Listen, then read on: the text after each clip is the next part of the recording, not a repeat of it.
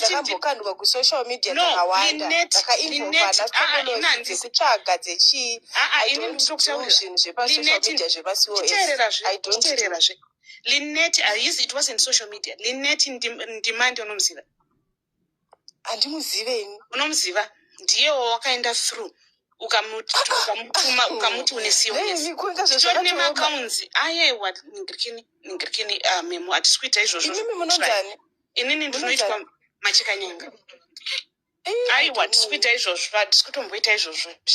Uyaika ku inbox kwangu ndakauya. I have tried all this time. I have tried. And this is social media. In this social media I have tried. Ukanti blocker. You know, that wasn't nice of Funge. That was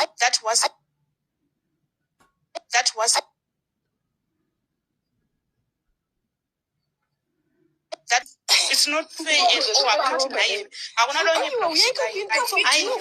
don't even know what to say. I don't know you. How do I know your name is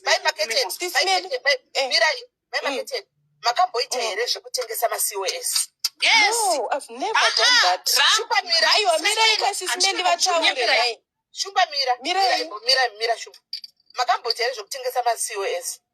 No. Do you think some COS in company COS? You were coming the time that you came to UK. The time that you came to UK.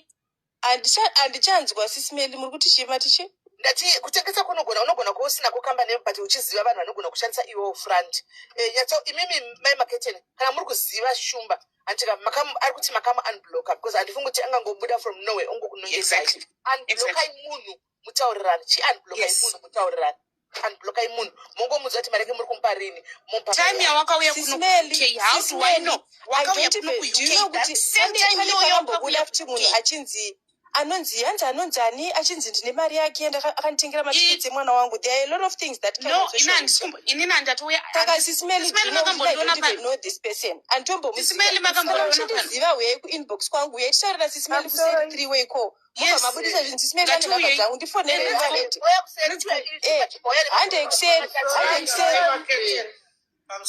I'm sorry kana vakamubloka items vanogomutadza kutadza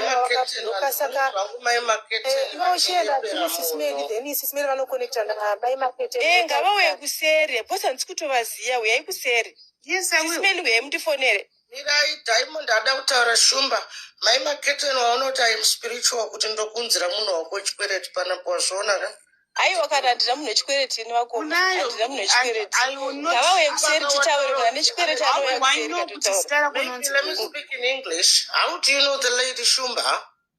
I don't even know her.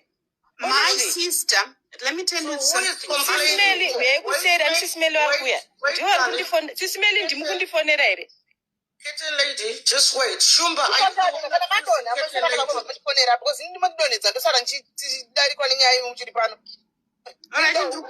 ndikuya Sisimeli. Vadonha vaenda kunokufonerai. Anjani Shumba?